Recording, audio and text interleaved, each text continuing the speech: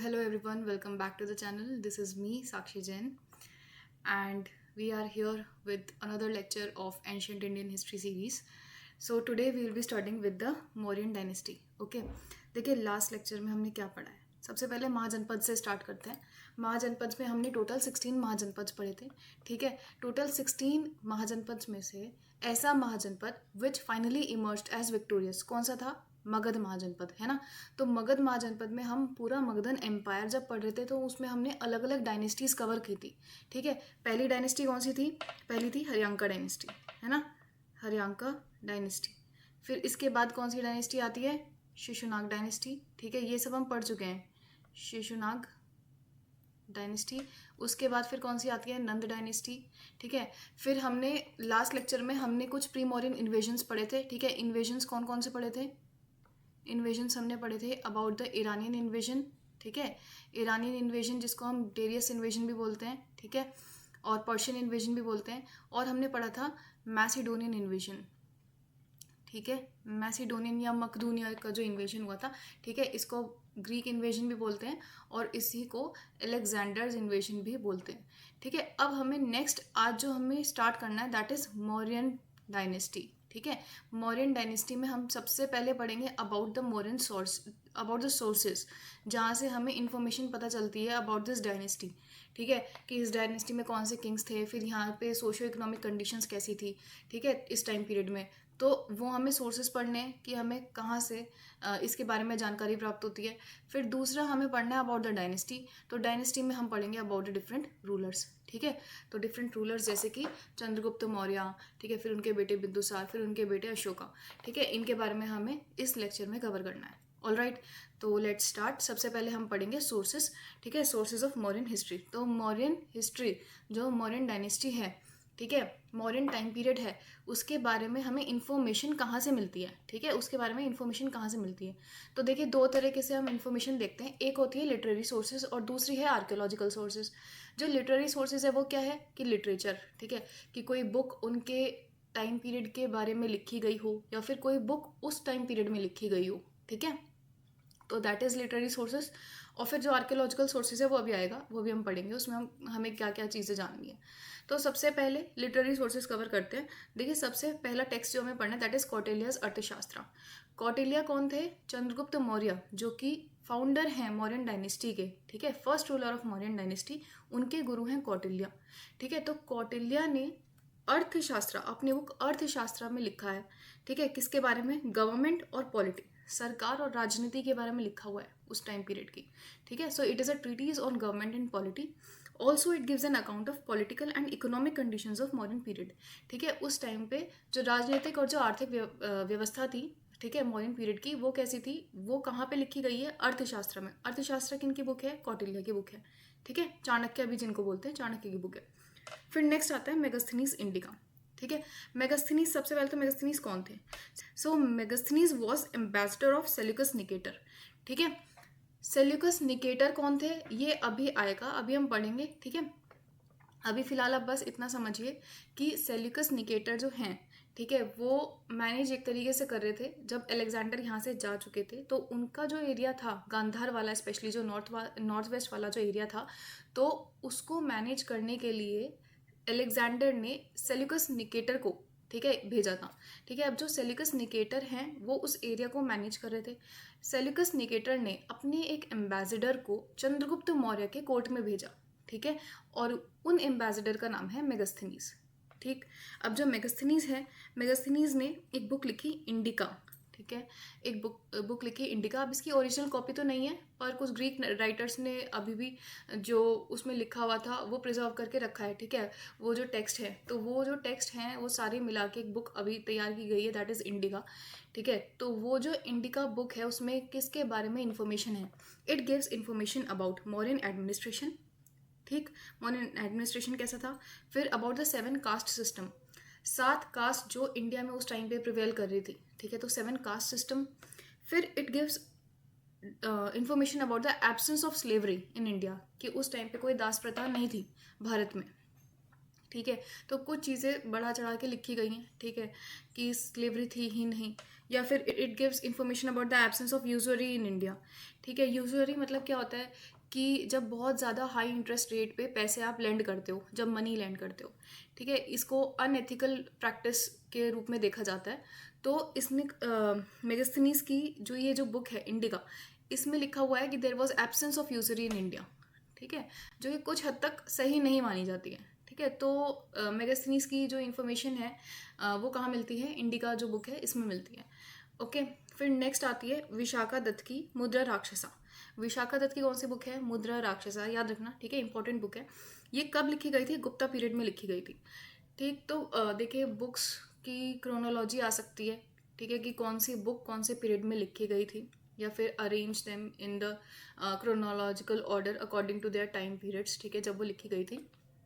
तो इसमें आपको याद रखना है कि ये जो विशाखा दत्त की ये जो बुक है मुद्रा राक्षसा, ये गुप्ता पीरियड में लिखी गई थी। ओके, तो इसमें क्या बताया गया है, इसमें बताया गया है कि कैसे चंद्रगुप्त मौर्य को चाणक्य की असिस्टेंस मिली है। ठीक है, चाणक्य की असिस्टेंस के अंडर चंद्रगुप्त मौर्य ने नंदास को हराया। ठीक है, नंदास को डिथ्रोन करके, नंदास को अपने थ्रोन से हटा के चंद्रगुप्त मौर्य जो है वो पाटलिपुत्र के थ्रोन पे प्लेस हुए। ठीक है, मगधन एम्पायर के थ्रोन पे प्लेस हुए और वहाँ से स्टार्ट हुई मौर्यन डायनेस्टी।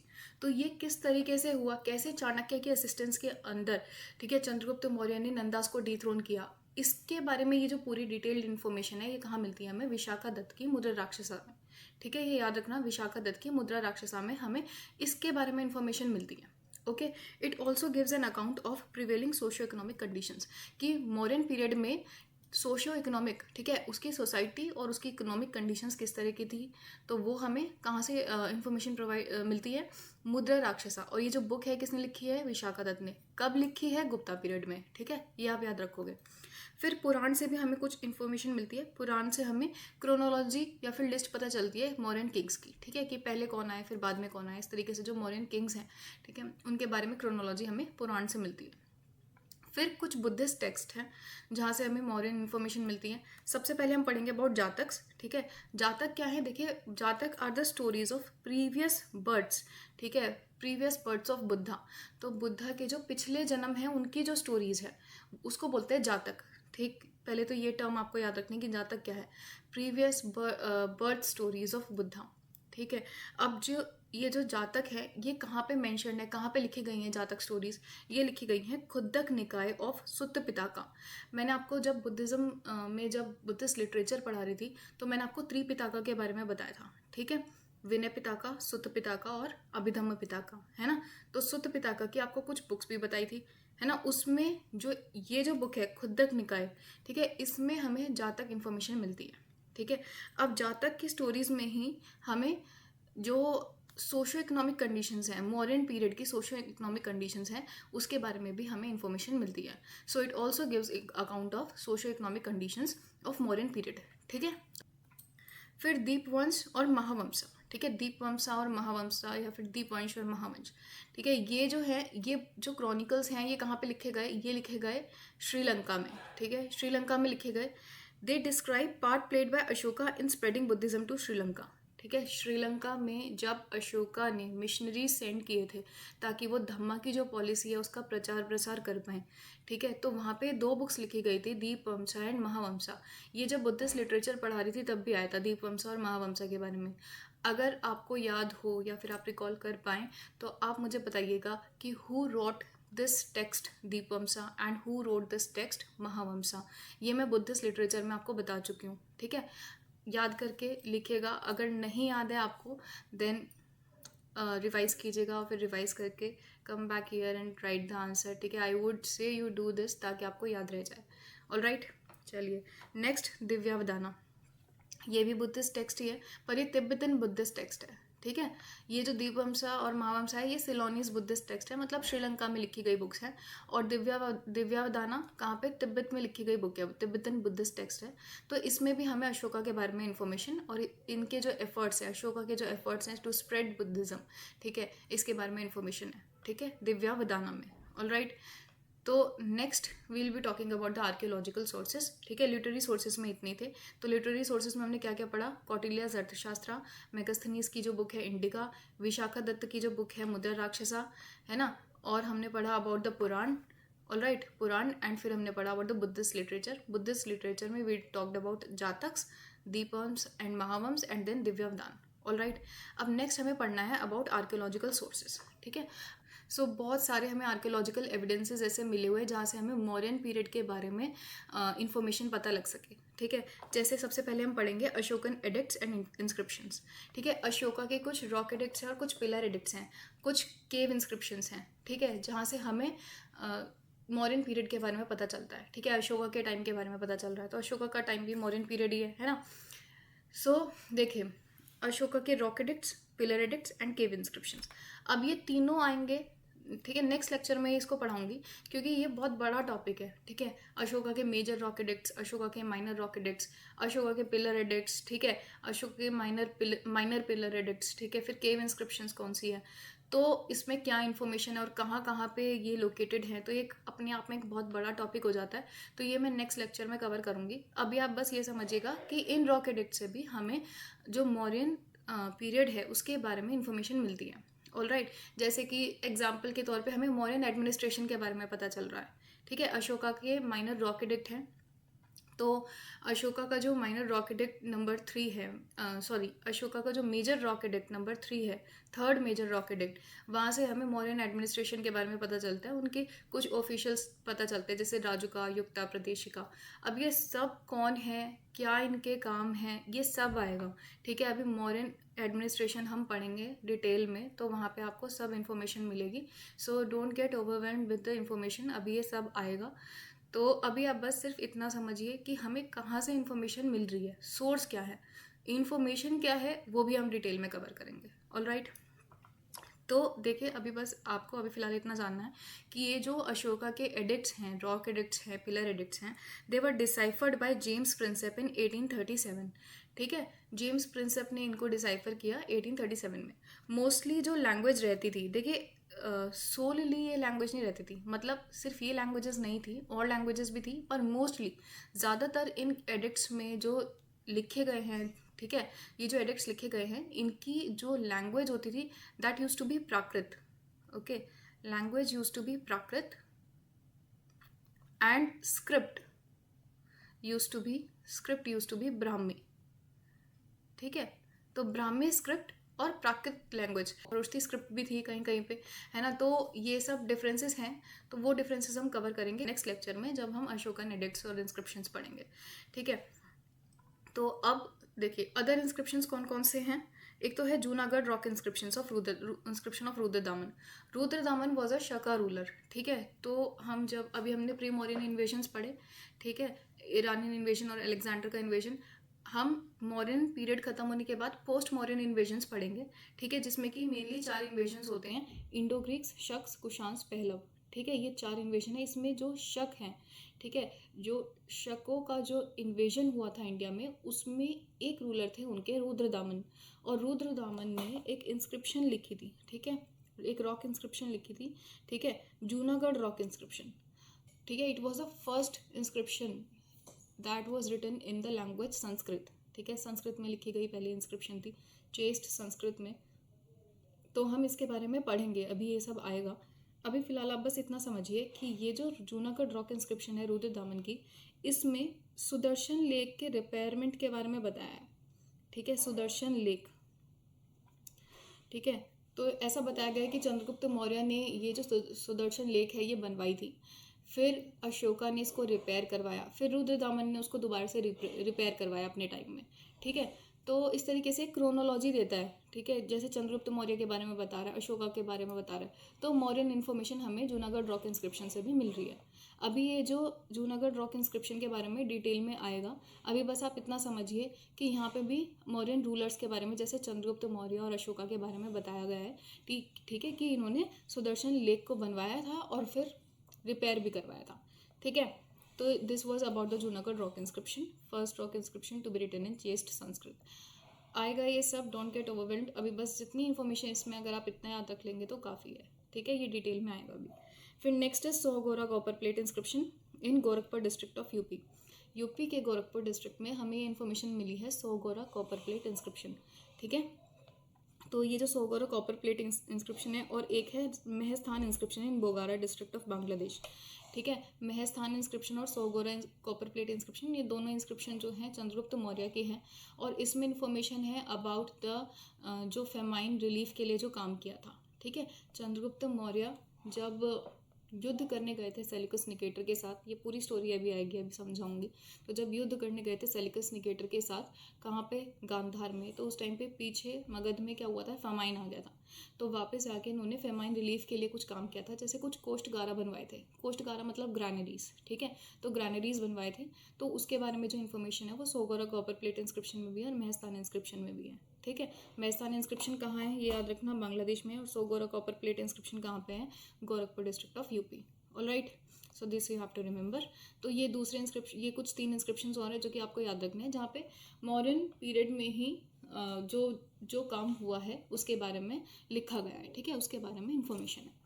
फिर next we will talk about the material remains. तो और हमें क्या क्या मिलता है, देखिए इसी टाइम पीरियड में मैंने आपको बताया था, महाजनपद टाइम पीरियड में जो पॉटरी यूज़ हुई थी वो कैसी हुई थी, नदर्न ब्लैक पॉलिश्ड वेयर। ठीक है, तो northern black polished ware pottery जो है, तो उस पोट्री के जो एविडेंसेस है वो जगह जगह पे मिले हैं। ठीक है, तो वो मॉडर्न पीरियड के बारे में बताते हैं।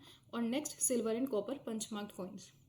पंच मार्क्ड कॉइन्स के बारे में बताया आपको, है ना, महाजनपद पीरियड में इन्हीं पंच मार्क्ड कॉइन्स को, ठीक है, पंच मार्क्ड कॉइन्स को क्या बोलते हैं, पर्ण या कर्षपर्ण, है ना। महाजनपद जब पढ़ा रही थी उसमें बताया था कि इन्हीं को ही पर्ण या कर्षपर्ण भी बोलते हैं। तो ये जो कुछ सिल्वर और कॉपर कॉइन्स हैं मॉडर्न पीरियड के, ये मिले हैं कुमराहर। ठीक है, कुमराहर कहाँ है, पटना में। तो यहाँ पे भी हमें मॉडर्न पीरियड के बारे में पता चलता है। ठीक है, इन कॉइन्स से भी हमें मॉडर्न पीरियड के बारे में पता चलता है। ठीक है, अब ये हो गया अबाउट द सोर्सेज। तो सोर्सेज में हमने आर्कियोलॉजिकल सोर्सेज में हमने पढ़ा about the Ashokan addicts and inscriptions. Detail में हम इसके लिए अलग लेक्चर लेकर आएंगे। ठीक है, फिर अदर इंस्क्रिप्शन में हमने रुद्रदामन का जूनागढ़ रॉक इंस्क्रिप्शन पढ़ा, जिसमें सुदर्शन लेक के रिपेयरमेंट के बारे में बात करी हुई है। फिर सोहगोरा कॉपर प्लेट इंस्क्रिप्शन है, ये यूपी में है, और महस्थान इंस्क्रिप्शन कहाँ पे है, बांग्लादेश में। इसमें चंद्रगुप्त मौर्य के फेमाइन रिलीफ के बारे में बात की हुई है। ठीक है, यहाँ पे नहीं लिखा बट इट विल कम, अभी जब चंद्रगुप्त मौर्य अभी जब पढ़ाऊंगी डिटेल में तो आएगा, ये सब चीज़ें आएंगी। ठीक है, फिर नेक्स्ट हमने मटेरियल रिमेन्स की बात करी। मटेरियल रिमेन्स में एक तो पॉटरी मिली है जगह जगह पे, नदर्न ब्लैक पॉलिश्ड वेयर, और दूसरा जो कॉइनेज सिस्टम है वहाँ पे, तो उसमें पंच मार्क्ड कॉइन्स, जिसको पर्ण और कर्षपर्ण भी बोलते हैं, उसमें सिल्वर और कॉपर पंच मार्क्ड कॉइन्स जो हैं वो जो हमें कुमराहर में मिले हैं। कुमराहर कहाँ, पटना में। ठीक है, तो वहाँ पे भी हमें मॉडर्न इन्फॉर्मेशन मिलती है। अब next will be talking about the modern dynasty. Modern dynasty में हमें 3 रूलर्स मेनली पढ़ने हैं। ठीक है, कौन कौन से, Chandragupta Maurya the founder of modern dynasty, फिर Chandragupta Maurya, then next ruler कौन है, बिंदुसारा, एंड उनके जो सन है कौन, अशोका। इनके बारे में हमें पढ़ना है। ठीक है, अब चंद्रगुप्त मौर्य, ठीक है, इनका जो टाइम पीरियड है वो क्या है, 322 टू 298 BC। तो चंद्रगुप्त मौर्य ने लास्ट नंद रूलर, ठीक है, कौन, धनन, इनको डिथ्रोन करके कौटिल्य के हेल्प से अपने आप को जो पाटलिपुत्र है, ठीक है, पाटलिपुत्र के थ्रोन पे प्लेस कर दिया था। ठीक है, खुद को। तो देखिए क्या हुआ था, अभी मैं बताती हूँ यहाँ पे हुआ क्या था एग्जैक्टली। सी सो देखिए यहाँ पे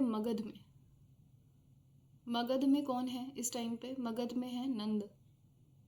ठीक है, नंद एम्पायर है, नंद डायनेस्टी है, सॉरी। ठीक है, नंद डायनेस्टी है। नंद डायनेस्टी के कौन से रूलर हैं, धनानंद। ठीक है, और यहाँ से है अलेक्जेंडर का इन्वेजन, ये हमने लास्ट लेक्चर में पढ़ लिया था। अलेक्जेंडर का इन्वेजन हो रहा है। ठीक है, अब जब अलेक्जेंडर का इन्वेजन हुआ तो यहीं पे ही कौन थे, यहाँ पे थे चाणक्य। ठीक है, चाणक्य, और उनके जो शिष्य हैं, उनके शिष्य कौन हैं, चंद्रगुप्त मौर्य। ठीक है, वो थे यहाँ पे। तो क्या हुआ कि चाणक्य ने इस बात का फ़ायदा उठाते हुए कि जो अलेक्जेंडर है वो यहाँ से इन्वेड कर रहे हैं, ठीक है, एक डर का माहौल पैदा कर देता है इनकी सोल्जर्स की, जो इनकी जो आर्मी थी इसमें भी। ठीक है, और यहाँ पे भी लोगों में इस तरीके से बताया कि जो धनानंद है एक तरीके से काबिल रूलर नहीं है। तो यहाँ पे क्या हुआ, इसका देखिए फ़ायदा क्या हुआ कि अलेक्जेंडर की आर्मी बियास रिवर तक आके इन्होंने वापस रिटर्न कर लिया। ठीक है, इसके और भी कई सारे फैक्टर हैं, एक तो चाणक्य भी था, ठीक है, उनका विश करने का प्रयोग था, और दूसरा और भी बहुत सारे रीजंस थे, जैसे चाणक्य ने यहाँ पे एक डर का माहौल पैदा करा होगा जो आर्मी में। ठीक है, जिसकी वजह से आर्मी वापस रिटर्न हुई। एक ये भी एक रीज़न था, और भी बहुत सारे रीजंस थे कि ऑलरेडी 12 साल से युद्ध करते हुए आ रहे थे तो एग्जॉस्ट हो चुके थे। ठीक है, फिर ये भी था कि यहाँ पे जो नंद एम्पायर हैं उनके पास कितने रिसोर्सेज हैं, कितने एलिफेंट्स हैं, और मतलब सेना कितनी बड़ी है इनकी यहाँ पे। ठीक है, तो ये भी बहुत सारे रीज़न थे जिसकी वजह से सोल्जर्स वापस चले गए। ठीक है, और यहाँ पे भी जो धनानंद है यहाँ पे भी एक काबिल रूलर नहीं था। ठीक है, तो यहाँ पे क्या हुआ, ये अलेक्जेंडर की आर्मी ने तो यहाँ पे आगे बढ़ने से मना कर दिया, तो ये लोग तो वापस रिटर्न हो गए। ठीक है, बियास रिवर तक लास्ट आए थे और बियास रिवर तक आके ये लोग वापस रिटर्न हो गए। तो अलेक्जेंडर ने जाते जाते अपने एक आर्मी जनरल, ठीक है, कौन, जिनका नाम था सेलिकस निकेटर, सेलिकस निकेटर, इनको यहाँ पे प्लेस कर दिया था। ठीक है, सेलिकस निकेटर को यहाँ पे प्लेस कर दिया था। तो यहाँ पे अब कौन है, ठीक है, गांधार वाले एरिया, नॉर्थ वेस्ट वाले एरिया में कौन है अब, सेलिकस निकेटर। अलेक्जेंडर यहाँ से जा चुके हैं, और यहाँ पे कौन है, यहाँ पे धनानंद को हटवा के यहाँ पे चंद्रगुप्त मौर्य को प्लेस कर दिया इधर। तो यहाँ पे स्टार्ट हो गई मौर्यन डायनेस्टी। ठीक है, यहाँ पे स्टार्ट हो गई मौर्यन डायनेस्टी। तो अब यहाँ पे कौन है, देखिए नॉर्थ वेस्ट में कौन है, सेलिकस निकेटर, मगध में कौन है, चंद्रगुप्त मौर्य। ठीक है, अब देखिए सेलिकस निकेटर ने पहले तो अभी तो कुछ किया नहीं थोड़े टाइम तक, तो फिर सेलिकस निकेटर यहाँ पे इंटरनली मूव करने शुरू कर दिया इंडिया में, भारत में। तो इसका अब क्या हुआ, चंद्रगुप्त मौर्य को जब ये बात पता चली तो चंद्रगुप्त मौर्य जो है अपनी सेना लेके चले गए गांधार की तरफ। ठीक है, इनसे युद्ध करने, सेलिकस निकेटर से युद्ध करने। और जब इनसे युद्ध हुआ यहाँ पे, तो चंद्रगुप्त मौर्य ने मतलब इनकी जो आर्मी है उनको हरा दिया। ठीक है, इनको हरा दिया, तो बदले में इन्होंने, सेलिकस निकेटर ने कुछ टेरिटरीज अपनी वो चंद्रगुप्त मौर्य के नाम कर दी। ठीक है, तो इसी वजह से मैंने आपको महाजनपद पीरियड में भी बताया था, जब एनेक्सेशंस पढ़ा रही थी, तो चंद्रगुप्त मौर्य को गांधार वाला एरिया मिल गया था। ठीक है, गांधार वाला एरिया किसने एनेक्स किया था, चंद्रगुप्त मौर्य ने एनेक्स किया था। अगर आपको याद नहीं है तो आप उस एनेक्सेशन वाला जो डॉक्यूमेंट है या तो आप देख लीजिए, या फिर उसका जो वीडियो है एक बार और देखिए। ठीक है, उसमें मैंने आपको बताया हुआ है कि चंद्रगुप्त मौर्य ने गांधार वाले एरिया को एनेक्स किया था। तो वो एनेक्सेशन की कहानी यही थी। ठीक है, कि किस तरीके से सेलिकस निकेटर ने कुछ अपनी टेरिटरीज जो है वो चंद्रगुप्त मौर्य को दे दी थी। ठीक है, हारने के बाद, डिफीट होने के बाद। तो ये यहाँ पे लिखा गया है, देखिए कब हुई थी ये लड़ाई, इन 305 BC में। ही defeated Seleucus Nicator, Seleucus Nicator who surrendered 4 territories. कौन कौन सी टेरिटरीज थी, एरकोसिया, जेड्रोसिया, एरिया एंड पेरोपेनिसेड। ठीक है, तो एरकोसिया, जेड्रोसिया, एरिया एंड पेरोपेनिसेड, ये जो 4 टेरिटरीज है ये सेलिकस निकेटर ने सरेंडर कर दी किनको, चंद्रगुप्त मौर्य को। अब ये थोड़ा सा आप याद रखना कि कहाँ कहाँ पे है, मोस्टली अफगानिस्तान में ही है। ठीक है, तो एरकोसिया कहाँ है, Kandahar, Gedrosia Balochistan, Aria Herat and Paropamisadae Kabul. ठीक है, तो ये 4 टेरिटरीज जो हैं इन्होंने सेलिकस निकेटर ने किनको, चंद्रगुप्त मौर्य को सरेंडर कर दी। ठीक है, आफ्टर गेटिंग डिफीटेड। और इनके बीच में एक ट्रीटी साइन हुई, इनके बीच में, सेलिकस निकेटर और चंद्रगुप्त मौर्य के बीच में एक ट्रीटी साइन हुई। ठीक है, जिस ट्रीटी में लिखा था, from now Hindu Kush will be the boundary between their states. तो हिंदुकुश जो माउंटेन्स हैं that will act as boundary between the states of Seleucus Nicator and Chandragupta Maurya. ठीक है, तो इतना याद रखोगे कि किस तरीके से यहाँ पे क्या क्या जो डायनेमिक्स हुए, पॉलिटिकल डायनेमिक्स जो जो हुए यहाँ पे, लड़ाई युद्ध वगैरह जो हुआ, इसके बारे में आप याद रखना। फिर नेक्स्ट देखिए, मैंने आपको बताया था कि सेलिकस निकेटर ने अपने एक एम्बेसडर, कौन से, ग्रीक एम्बेसडर, जिनका नाम था मेगास्थनीज, है ना, मेगास्थनीज।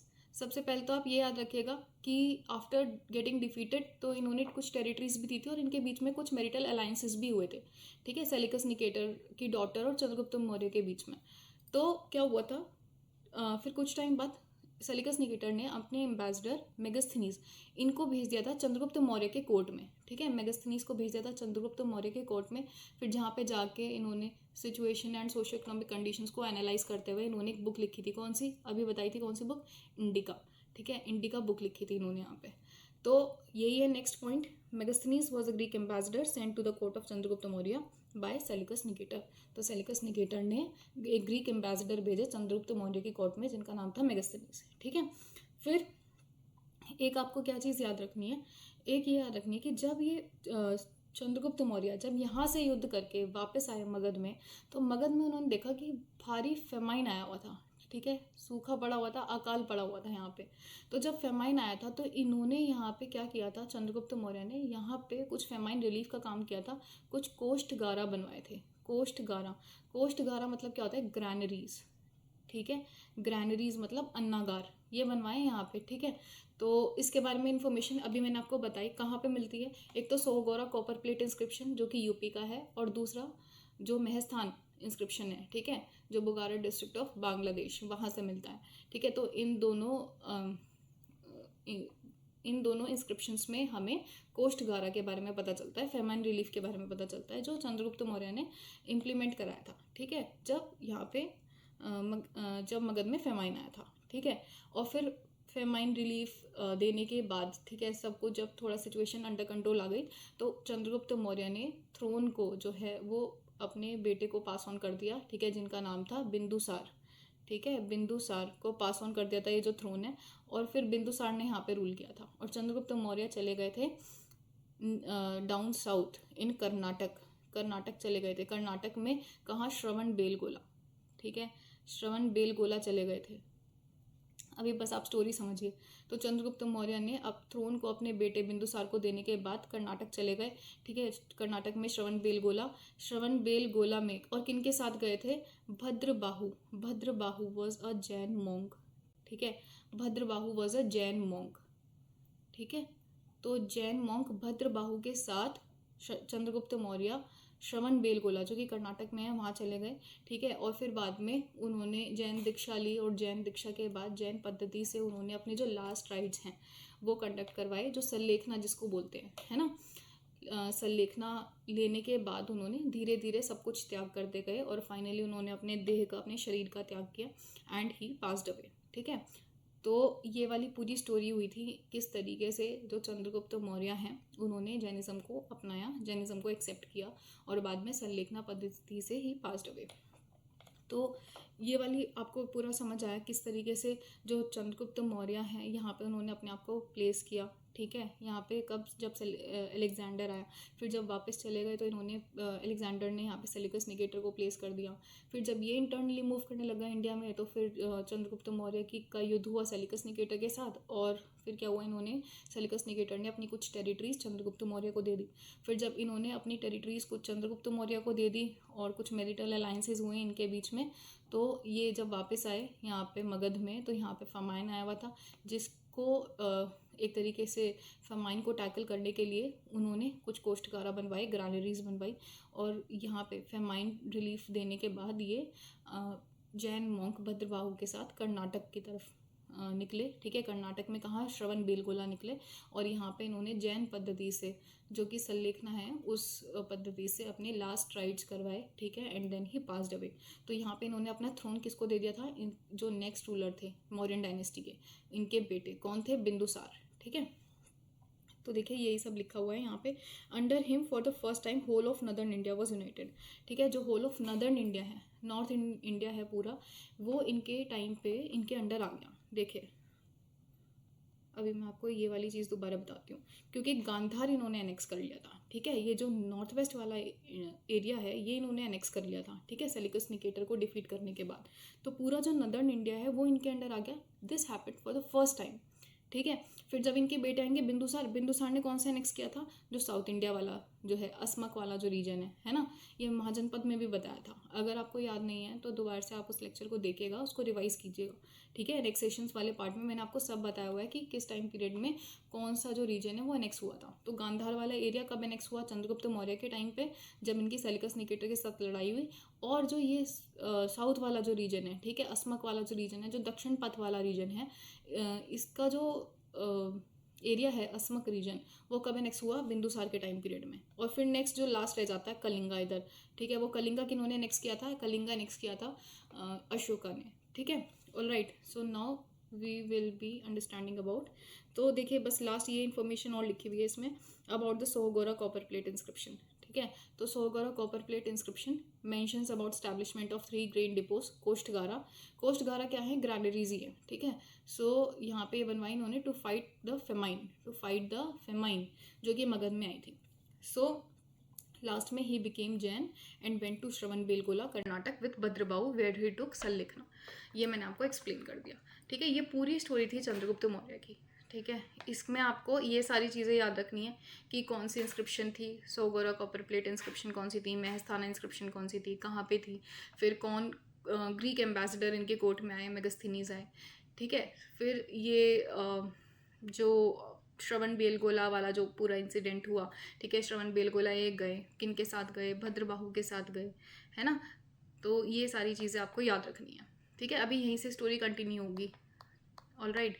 तो अब नेक्स्ट जो मगधन डायनेस्टी, जो मगधन एम्पायर में जो मौर्यन डायनेस्टी है, इसमें जो नेक्स्ट रूलर है वो कौन है? बिंदुसार। बिंदुसार का टाइम पीरियड क्या है? 298 टू 273 BC, ठीक है। ग्रीक्स इनको एमिथ्रोशेट्स भी बुलाते हैं, एमिथ्रोशेट्स, ठीक है। वैसे संस्कृत वर्ड क्या है? अमित्र घाट, तो यहीं से नाम लिया गया एमिथ्रोशेट्स, ठीक है, अमित्र घाट। तो अब मैं जैसे आपको बता चुकी हूँ, बिंदुसार ने कॉन्कर की थी land between two seas, peninsular region वाली। ये कौन सा महाजनपद में आता था? अस्मक, ठीक है, अस्मक, जिसकी कैपिटल क्या थी? पैठन, है ना, पैठन। तो ये वाला जो रीजन है ये इन्होंने कॉन्कर कर लिया था, ठीक है, बिंदुसार ने कॉन्कर कर लिया था, मगधन एम्पायर में मिला दिया था इस रीजन को, ठीक है। अब क्या हुआ था देखिए, बिंदुसार और जो एंटियोकस वन है सीरिया के, ओके, यहाँ पे लिखा नहीं है, यहाँ पे मैं इसको ऐड कर दूंगी। जो एंटियोकस वन है, ठीक है, ये सीरिया में थे, ठीक है, रूलर। तो यहाँ से इनसे इन्होंने कुछ चीज़ें मंगवाई थी। बिंदुसार ने क्या रिक्वेस्ट किया था? बिंदुसार रिक्वेस्टेड स्वीट वाइन, ठीक है, ड्राइड फिग्स जो अंजीर होती है, ठीक है, अंजीर, और एक सोफिस्ट। तो ये 3 इन्होंने मंगवाए थे, ठीक है। एंटियोकस वन ऑफ सीरिया को बोला था कि आप ये 3 हमें भेज दीजिए। तो एंटियोकस वन ने स्वीट वाइन और ड्राइड फिग्स भेज दिए थे, वाइन भेजी थी और अंजीर भेजी थी, पर सोफिस्ट नहीं भेजा था। सोफिस्ट कौन है? ग्रीक फिलोसोफर है, ठीक है, फिलोसोफर। तो इन्होंने बोला था कि फिलोसोफर का हम व्यापार नहीं करते, सीरिया वालों ने इन्होंने क्या बोला कि फिलोसोफर का हम व्यापार नहीं करते, बाकी हम दोनों चीज़ आपको भिजवा देते हैं, ठीक है। तो ये एक इन्फॉर्मेशन है इनके बारे में। तो ग्रीक एम्बेसडर कौन कौन आए बिंदुसारा के कोर्ट में? एक तो डायमेचोस, ठीक है, ही वॉज फ्रॉम सीरिया, ठीक है, ये इन्होंने भेजा था, एंटियोकस वन ने भेजा था। और एक डायोनीसियस, ठीक है, डायोनीसियस, ये कहाँ से आए थे? इजिप्ट से आए थे। तो ये 2 ग्रीक एम्बेसडर है जो बिंदुसार के कोर्ट में आए थे, ठीक है। एंड ही पेट्रोनाइज्ड आजीविका सेक्ट। तो देखिए 3 रूलर्स हैं, चंद्रगुप्त मौर्य, बिंदुसार एंड अशोका, जो हमें मौर्यन डायनेस्टी में पढ़ने हैं। जो चंद्रगुप्त मौर्य है उन्होंने कौन सा रिलीजन अपनाया था? जैनिज्म। जो बिंदुसार है उन्होंने कौन सा रिलीजन अपनाया? आजीविका, ठीक है, आजीविका अपनाया, ठीक है। ऑल्दो ये जो तीनों रूलर्स हैं ये बहुत टॉलरेंट थे अदर रिलीजन्स के लिए भी, पर इन्होंने जो अपनाए हैं रिलीजन्स वो आपको याद रखना है। बिंदुसार ने कौन सा रिलीजन अपनाया? आजीविका, ठीक है। अब बिंदुसार से रिलेटेड यहाँ पे मैं कुछ इन्फॉर्मेशन आपको बताती हूँ, ठीक है। ये जैनिज्म जो वीडियो है उसमें हम कवर कर चुके हैं, बट मैं आपको यहाँ पे एक्सप्लेन कर देती हूँ दोबारा से। देखिए क्या हुआ था, जब बिंदुसार यहाँ पे आए थे और श्रवण बेलगोला में जैन पद्धति से सलेखना से जो चंद्रगुप्त मौर्य हैं, उनकी डेथ हो जाती है, ठीक है। तो क्या होता है, ये जो देखिए ये जो यहाँ पे कौन रह गए, इनके साथ कौन आए थे? मॉन्क, जैन मॉन्क, भद्रबाहु, ठीक है। अब भद्रबाहु क्या हुआ कि श्रवण बेलगोला से भद्रबाहु वापस गए, कहाँ? मगध में, ठीक है, मगध में। अब क्या हुआ था देखिए, जब ये चंद्रगुप्त मौर्य और भद्रबाहु यहाँ से निकले थे श्रवण बेलगोला के लिए, तो कुछ जैन लोग जो हैं वो यहीं पे रह गए थे, है ना, कुछ लोग यहीं पे ही रह गए थे। तो जब वापस गए भद्रबाहु आफ्टर चंद्रगुप्त मौर्य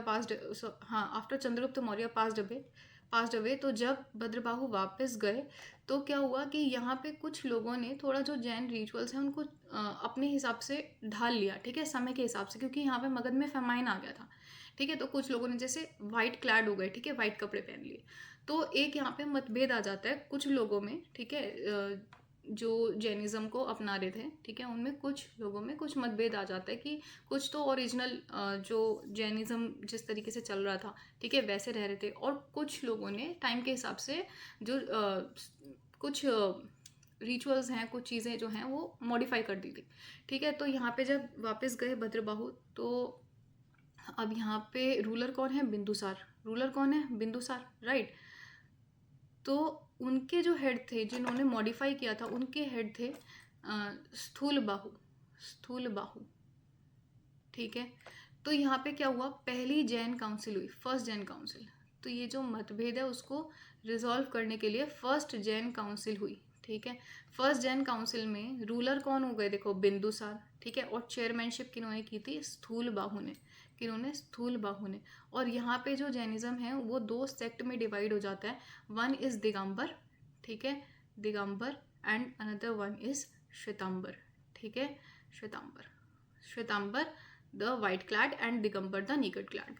तो ये आपको याद रखनी है, जैनिज्म वाले लेक्चर में भी एक्सप्लेन कर चुकी हूँ, ठीक है, about this two sects, division of Jainism into two sects, ठीक है। तो वो क्या हुआ था, वो पूरी स्टोरी यही थी कि जब भद्रबाहु वापस गए थे तो थोड़ा सा जो मतभेद जो हुआ था उनमें वो रिजॉल्व करने के लिए फर्स्ट जैन काउंसिल रखी गई, और फर्स्ट जैन काउंसिल में ये डिस्कस हुआ, फाइनल ये रिजल्ट आता है कि जो जैनिज्म है वो दो सेक्ट्स में डिवाइड हो रहा है, Digambar and Svetambar. All right, तो ये वाली चीज़ आप याद रखना कि बिंदुसार के टाइम पे फर्स्ट जैन काउंसिल हुई थी, ऑल्दो ही पेट्रोनाइज्ड आजीविका सेक्ट, ठीक है, तो कंफ्यूज मत होना, ऑल्दो ही पेट्रोनाइज्ड आजीविका सेक्ट, वेट, सो ही पेट्रोनाइज्ड आजीविका sect, but first Jan council इन्हीं के टाइम पीरियड में हुई थी, ठीक है। सो नेक्स्ट रूलर आते हैं अशोका। तो अशोका का टाइम पीरियड क्या है, 273 BC टू 232 BC, ठीक है।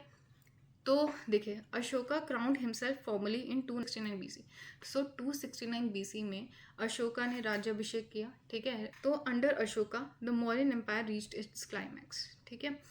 अब अशोका के टाइम में जो मौर्यन एम्पायर पे अपने क्लाइमेक्स पे, अपने चरम पे पहुंचा, अपने जेनिथ पे पहुंचा, कैसे, क्योंकि सिर्फ एकमात्र जो इंडिपेंडेंट किंगडम था, कौन सा, कलिंगा, ठीक है, उस कलिंगा को भी इन्होंने अपने में मिला लिया, ठीक है, मगधन एम्पायर में मिला लिया। सो मौर्यन एम्पायर अपने क्लाइमेक्स तक पहुंचा, किन के टाइम पीरियड में, अशोका के टाइम पीरियड में। For the first time whole of subcontinent leaving the extreme south में जो चेरा चोला पांड्यास वाले जो किंगडम्स थे, ठीक है, उनको छोड़ के बाकी पूरा जो सब कॉन्टिनेंट है, इंडियन सब कॉन्टिनेंट है, वो मगधन एम्पायर में आ चुका था, it was under imperial control, ठीक है। In the 9th year of his coronation, ठीक है, अपने राज्याभिषेक के 9th ईयर में, ठीक है, कैसे याद रखोगे, देखो 269, तो 9 से 9th ईयर याद रख सकते हो, तो 9th year of his coronation that is 261 BC, ठीक है। अगर आप ऐसे लगाओ ना 269, फिर 268, फिर 267, 266, ठीक है, इस तरीके से 9th ईयर जो बैठता है 261 BC में अशोका ने कलिंगा युद्ध लड़ा, ठीक है। तो ही फॉट कलिंगा वॉर, ये याद रखना कौन सा ईयर है, 261 BC है। So he was moved by the massacre, ठीक है, इतना ज़्यादा वायलेंस हुआ था कि he was moved by this massacre, and thus he abandoned the policy of physical occupation, ठीक है। फिजिकल ऑक्यूपेशन मतलब युद्ध करने से अच्छा है कि हम पॉलिसी ऑफ कल्चरल कॉन्क्वेस्ट, ठीक है, इस पे ध्यान दें, ठीक है। तो क्या हुआ कि ये जो पॉलिसी ऑफ फिजिकल ऑक्यूपेशन है इसको बोलते हैं Bheri Ghosha, and policy of cultural conquest इसको बोलते हैं Dhamma Ghosha. So Bheri Ghosha was replaced by Dhamma Ghosha, देखिए यहाँ पे लिखा हुआ है 10 Bheri Ghosha was replaced by Dhamma Ghosha, ठीक है।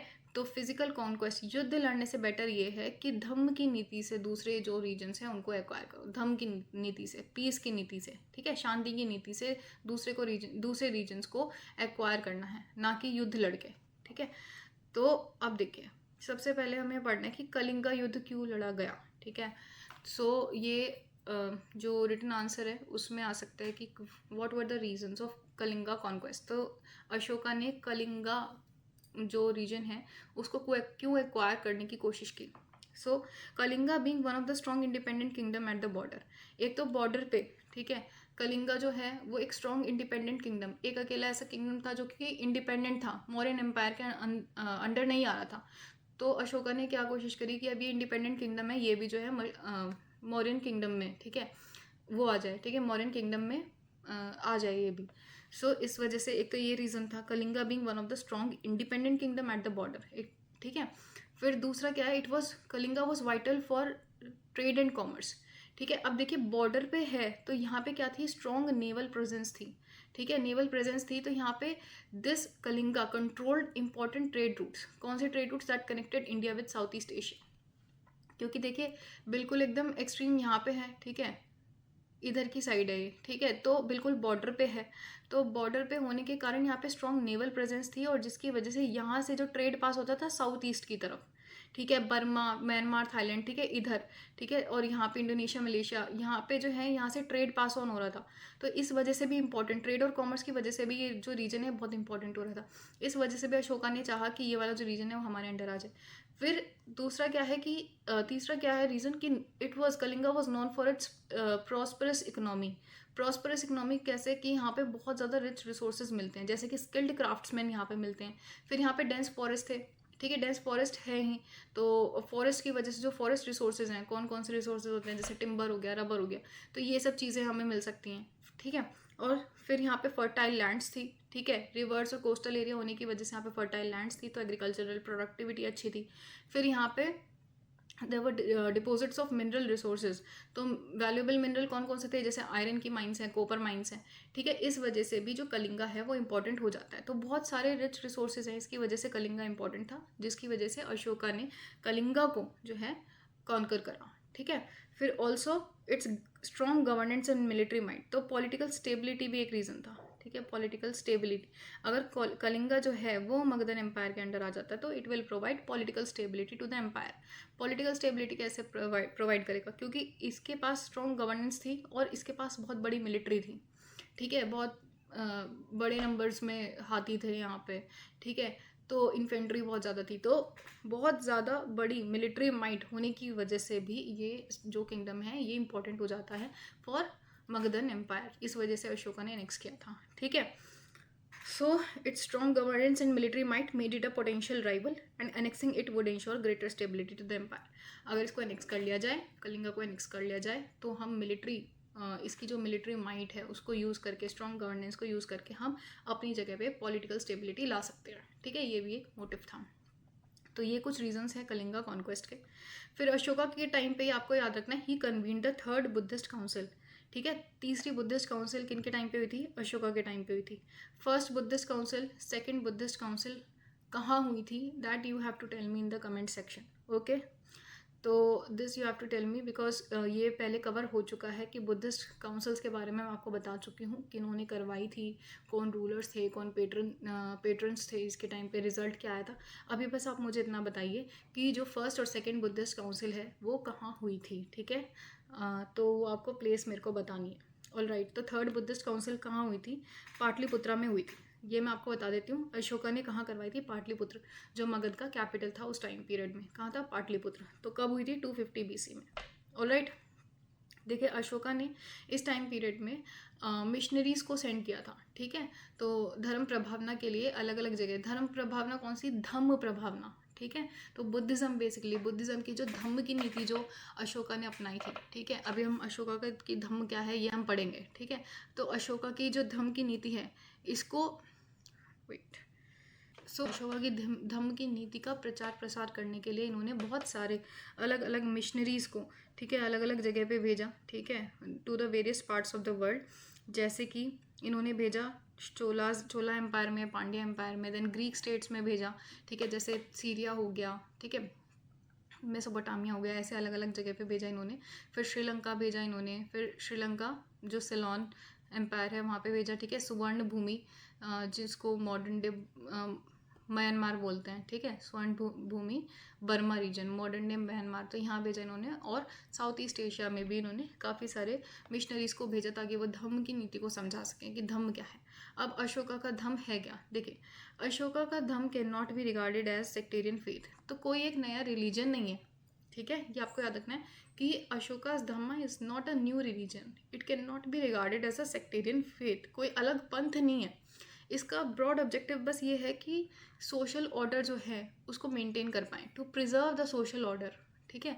यही इसका मेन ब्रॉड ऑब्जेक्टिव था, ठीक है। अब ये कैसे कर पाएंगे, जो देखिए आप मॉरल वैल्यूज़ होती है ना कि हम अपने पेरेंट्स को ओबे करना है, ब्राह्मण्स को, हमें जो बुद्धिस्ट मॉन्क्स हैं उनको रिस्पेक्ट करनी है, ठीक है, we should show mercy to slaves and servants, इसी तरीके की बातें इन्होंने अपने धम्म की नीति में भी बताई है, ठीक है। People should obey their parents, they should pay respect to Brahmins and Buddhist monks, and they should show mercy to slaves and servants. Also animal sacrifices नहीं होनी चाहिए, है ना। जैसे बुद्धिज्म, ब्राह्मणिज्म के एनिमल सैक्रिफाइसेस के अगेंस्ट ही आया था, है ना।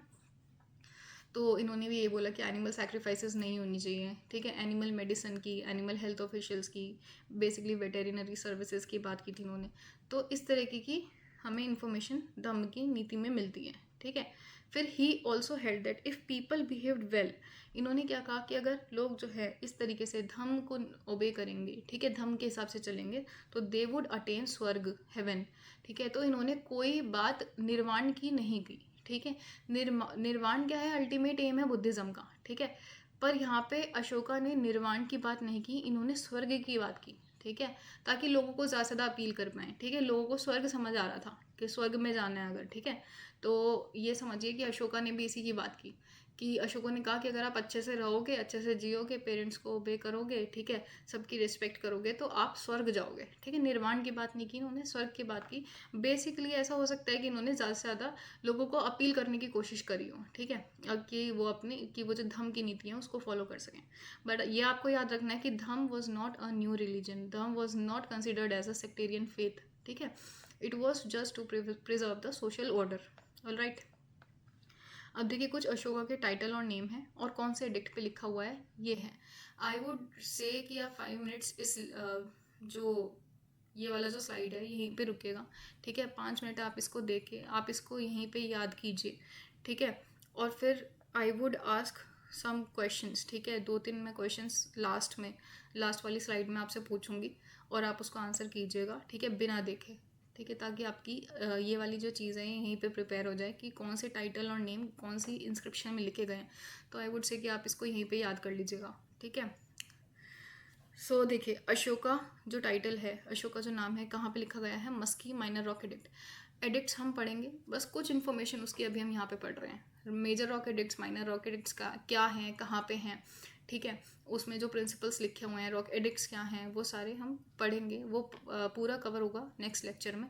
अभी सिर्फ आप इतना समझिए कि अशोका नाम या अशोका को जो टाइटल दिया था, देव नाम प्रिया, देव नाम पिया, पिया दासी, ठीक है, ये इनका टाइटल था, देव नाम पिया, पिया दासी। ये जो टाइटल्स हैं ये कहाँ पे कौन से रॉक एडिक्ट में मेंशन्ड है, तो ये इंपॉर्टेंट है, आ सकता है बिल्कुल एकदम, तो इस वजह से इसको हमें याद करना है। अशोका जो नाम है ये कहाँ पे है, मस्की माइनर रॉक एडिक्ट में दिया हुआ है। मस्की इज इन कर्नाटक, ठीक है, कर्नाटक। फिर देव नाम प्रियास, अशोका राजाज, ठीक है, ये कहाँ पे है, गुर्जर माइनर रॉक एडिक्ट में। जो गुर्जर माइनर रॉक एडिक्ट मिला है that is in MP, Madhya Pradesh में। राजा अशोक जो टाइटल है ये नित्तूर, ठीक है, माइनर रॉक एडिक्ट में मिला है, ये कहाँ पे है, आंध्र प्रदेश में। राजा अशोका देवनाम पिया, ये कहाँ पे है, उदयगोलम माइनर रॉक एडिक्ट में, ये कहाँ पे है, आंध्र प्रदेश में। स्टेट आ सकती है, ठीक है, बिल्कुल आ सकती है, तो इस वजह से लिखवा रही हूँ। फिर पियादासी राजा मगध, ये कहाँ पे है, भबरू बैरात माइनर रॉक एडिक्ट, ये कहाँ पे है, राजस्थान में है। ऑल राइट, फिर पियादासी राजा बराबर केव इंस्क्रिप्शन इज इन बिहार। फिर अशोक मौर्य, ये शक रूलर रुद्र दामन जो हैं उनका जो जूनागढ़ रॉक एडिक्ट है उसमें लिखा गया है अशोक मौर्य। फिर अशोक वर्धन, ये कहाँ लिखा गया, पुराण में, ठीक है। और फिर पियादासी ये जो टाइटल है ये कंदाहर मेजर रॉक एडिक्ट, ठीक है, जो अफगानिस्तान वाला जो रीजन है वहाँ पे। और दीपवमसा जो श्रीलंकन बुद्धिस्ट टेक्स्ट है, ठीक है, उसमें लिखा गया है। तो आपको ये सब चीज़ें याद रखनी है। इसमें आप याद रखना पियादासी राजा मगध, ठीक है, मगध के बारे में। मगध की बात कहाँ हो रही है, राजस्थान में हो रही है, ठीक है, राजस्थान में बैठ के हम बिहार वाले मगध की बात कर रहे हैं, ठीक है, मगध और कहीं नहीं है। फिर मौर्य, ठीक है, मौर्य जो है टाइटल वो किसी और में नहीं आया है, ठीक है। तो आप याद रखना कि जो मौर्य है ये शक रूलर ने लिखा है, तो शक रूलर जो है वो मौर्य की बात कर रहा है, ठीक है। रुद्रदामन के रॉक एडिक्ट में, जूनागढ़ रॉक एडिक्ट में अशोक मौर्य लिखा गया है। अशोक वर्धन पुराण में लिखा गया है। फिर सिर्फ Piyadasi, only Piyadasi is written in Kandahar region, ठीक है। फिर देखिए यहाँ पे थोड़ा सा डिफरेंस है, बस यहाँ पे देवनाम प्रिया राजा अशोक राजा है और यहाँ पे राजा अशोक देवनाम प्रिया है। तो यहाँ पे ये जो है जो देवनाम प्रिया वाला है this is in Gurjara rock edict of MP. And Piyadasi Raja Magadha जो है this is in, sorry, Raja Ashoka Devanam Priya, ये दोनों, ठीक है, Raja Ashoka Devanam Priya this is in Udegolam, ठीक है, this is in Andhra Pradesh. फिर अशोक और राजा अशोक, सिर्फ अशोक मस्की में है एंड राजा अशोक नित्तूर में है, दिस इज इन आंध्र प्रदेश। तो आई वुड से कि आप इस स्लाइड को यहीं पे रुकेगा, यहाँ पे थोड़ा सा टाइम बिताइए, 5 मिनट्स अराउंड आप इसको देखिए, जितने टाइम में आप इसको याद कर सके, ठीक है। तो 3-4 बार एटलीस्ट आप इसको देखेगा। फिर मैं आपसे ये जो टाइटल्स हैं ये पूछने वाली हूँ, 2-3 टाइटल्स आपसे लास्ट स्लाइड पे पूछूंगी, ये आपको याद होने चाहिए, ठीक है। आई वुड रिकमेंड कि बिना देखे आप इसका आंसर कीजिएगा। ऑल राइट, फिर देखिए next later Mauryas. Later Mauryas में हमें इसका टाइम पीरियड क्या है, देखिए 232 BC टू 185 BC, ठीक है। लेटर मौर्यास में हमें देखिए ये समझना है कि आफ्टर अशोकाज डेथ जो मौर्यन एम्पायर है वो पूरा दो हिस्सों में डिवाइड हो गया था। एक तो था वेस्टर्न मौर्यन एम्पायर और एक था ईस्टर्न। ठीक है, तो वेस्टर्न एम्पायर और ईस्टर्न एम्पायर, ये दो एम्पायर्स में जो मौर्यन एम्पायर है पूरा डिवाइड हो गया था। ठीक है, तो इसी को पढ़ेंगे। देखिए, Mauryan dynasty lasted about 137 years. Total Mauryan dynasty का टाइम पीरियड क्या था? 137 ईयर्स का था। ठीक है, after Ashoka's death Mauryan empire was divided into two parts. कौन सा? Western Mauryan empire and eastern Mauryan empire. जो वेस्टर्न मौर्यन एम्पायर है वो सबसे पहले कुणाल ने रूल किया। He was a son of Ashoka and then followed by Samprati. Samprati was the son of Kunal. ठीक है, जो कुणाल है इनके बेटे कौन है? सांप्रति। और 180 BC में it was attacked by Indo Greeks. मैं अभी आपको बताऊंगी जो मौर्यंस के बाद इन्वेजन स्टार्ट हो गए थे। प्री मौर्यन इन्वेजन्स पढ़ा, अब पोस्ट मौर्यन इन्वेजन्स पढ़ेंगे। तो पोस्ट मौर्यन इन्वेजन्स में हमें लगातार हमें 4 इन्वेजन्स देखने हैं। इंडो ग्रीक्स, शक्स, पहलव, कुषाण। ठीक है, ISP के इस तरीके से 4 इन्वेजन्स एक के बाद एक हुए। सबसे पहले उसमें से जिन्होंने इन्वेड किया दैट इज इंडो ग्रीक्स। तो इंडो ग्रीक्स ने यहीं पे वेस्टर्न रीजन से ही इन्वेड किया था, है ना, जो हिंदू कुश वाला जो रीजन है वहीं से इन्वेड किया था। तो 180 BC में इंडो ग्रीक्स ने अटैक कर दिया, ठीक है, वेस्टर्न मौर्यन एम्पायर पे। So it was ruled by Samprati, the last ruler. फिर ईस्टर्न एम्पायर में देखिए, विष्णु पुराण ने टोटल 7 राजाओं के बारे में बात की, जिसमें कि जो लास्ट राजा हैं, लास्ट राजा कौन है? बृहद्रथ।